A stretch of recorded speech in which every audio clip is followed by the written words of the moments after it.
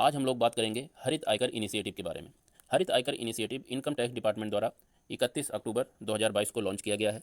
31 अक्टूबर को सरदार वल्लभ भाई पटेल की जयंती होती है और पूरे भारत में इस दिन को राष्ट्रीय एकता दिवस के रूप में मनाया जाता है।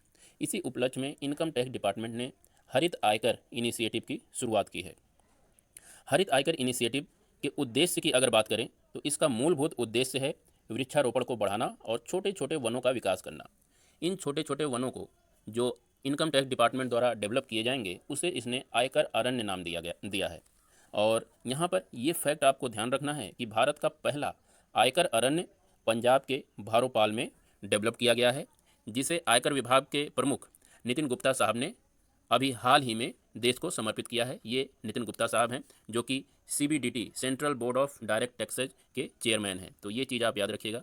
यहाँ से एक मोस्ट इंपॉर्टेंट फैक्ट है जो आपसे पूछा जाएगा कि हरित इनिशिएटिव का फुल फॉर्म क्या है ना, HARIT हरित इनिशिएटिव का फुल फॉर्म क्या है। तो यहाँ से आप याद रखिएगा, H से हो जाएगा हरियाली, A से हो जाएगा अचीवमेंट, R से है रेजुलेशन और IT से हो जाएगा इनकम टैक्स। तो हरित इनिशिएटिव का फुल फॉर्म आपको याद रखना है। इसका फुल फॉर्म है हरियाली achievement resolution by income tax. ठीक है। इसके साथ ही साथ अब ये हो गया हमारा करंट अफेयर्स। कुछ स्टैटिक जीके भी देख लेते हैं जो आयकर से संबंधित है। यहाँ पर आपको 3-4 फैक्ट याद रखने हैं कि भारत में जो पहला आयकर लगाया गया था वो 24 जुलाई 1860 को लगाया गया था सर जेम्स विल्सन द्वारा।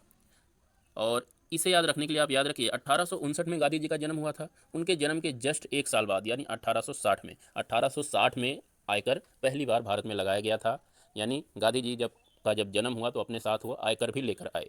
ये चीज़ आपको इस तरह से याद रखना है। और इसीलिए प्रत्येक वर्ष 24 जुलाई को भारत में आयकर दिवस के रूप में मनाया जाता है। ये 2-4 फैक्ट आपको याद रखना है। इसके साथ साथ ये भी याद रखिए कि आयकर इनकम टैक्स एक प्रत्यक्ष कर होता है, डायरेक्ट टैक्स होता है, जो कि किसी व्यक्ति के या कॉरपोरेट के आय पर लगाया जाता है। इसके साथ आयकर अधिनियम 1961 याद रखिए। 1961 में अधिनियम बना था और उसी के आधार पर आज के समय में सारे आयकर से संबंधित रूल एंड रेगुलेशन बनाए जाते हैं। तो 1961 आपको याद रखना है। इसके साथ ही साथ एक मोस्ट इंपॉर्टेंट फैक्ट है जो कई बार पूछता है कि आयकर लगाने का अधिकार किसके पास है। तो यहाँ पर याद रखिएगा, किसी व्यक्ति या कंपनी के आय पर आयकर लगाने का अधिकार भारत सरकार के पास है।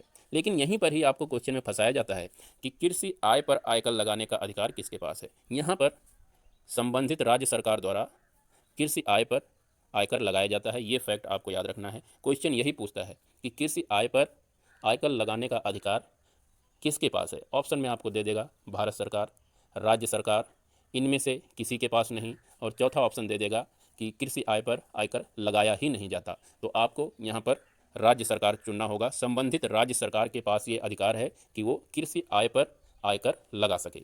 तो ये रहे आज के कुछ इंपॉर्टेंट फैक्ट्स एंड फिगर आयकर से संबंधित और हरित इनिशिएटिव से संबंधित। नमस्कार।